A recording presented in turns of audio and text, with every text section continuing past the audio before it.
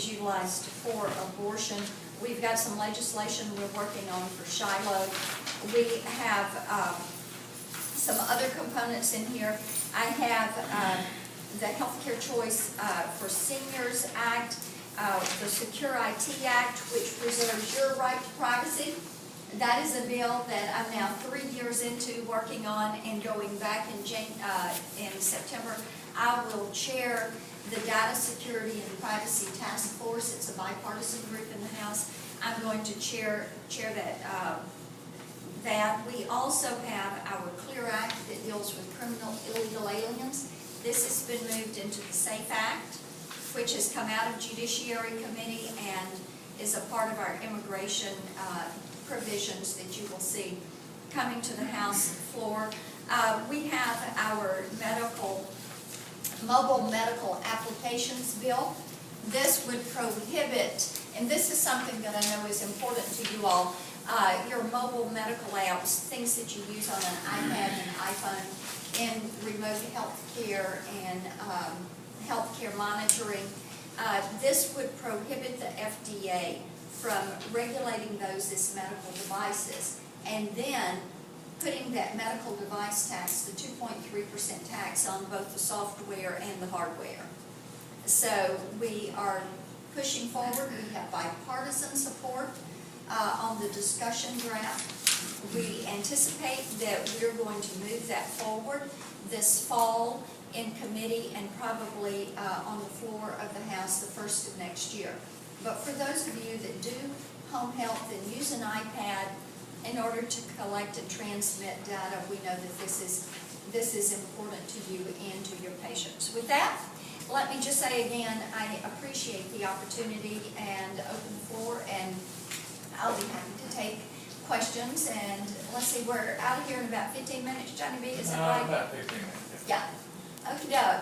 Yes, sir. Yes, Representative, can you explain, and maybe you did, I missed it, why is defunding Obamacare and a government shutdown, why do those seem to be fused issues? Why is it not possible to pass all the various budget implements that have nothing to do with Obamacare, but just slice that piece out as you send your bills forward? Well, and that's what we would like to do.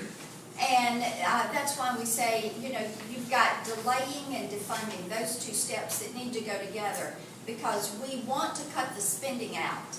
And the House, you can expect to see us in the House push forward on a CR that does not include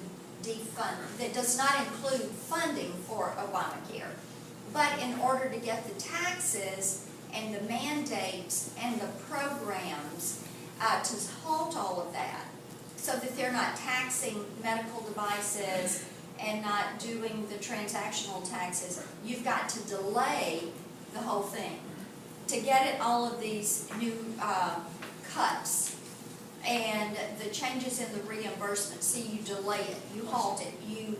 No, I understand that part. Yeah. I still understand why a government shutdown, which is such political There chaos. has been talk about linking it to a government shutdown. And that would be an activity that the Senate has pushed forward on. And what we're saying is move forward, let's delay it, defund it, and then let's take the next year and look at what else needs to be repealed. See, the President has already agreed with us. The 1099 provisions, we repealed those. We repealed the Long-Term Care Act, the Class Act. Some of you all, when we talked about this back in 09 and 10, said this will never work. Can't let the federal government do this. Long-term care is a one-to-one issue. And y'all were right on that. And then finally people realized it didn't work. Then you look at a couple of the different funds.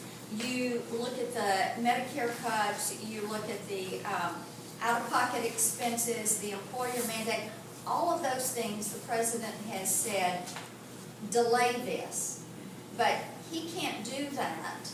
We have to take that action because it is the law, so it requires statutorial action by Congress to do those. And we agree, if you're going to start to delay parts of it, delay the whole thing. Yeah, and then let's get in here and repeal it. Here's a great example. The insurance exchanges, everybody's rates are going up as the costs are coming out. There's kind of sticker shock. And I think in Tennessee, some of the information I've been given that's coming from Department of Insurance and some of our insurers, it looks like our rates are going to be up 30 to 70%. You all may know more about that than me, and those of you in hospitals are probably looking at these new arrangements that are coming out. But for those exchanges, where people just can't afford that. None of us can afford that. And what we're saying is delay all of it, you know, and don't do the Medicaid expansion. We in Tennessee live through TennCare. We've been to this dance. We know what putting out a half-baked program does. We know what it did to reimbursement rates. We know what it did to our hospitals here.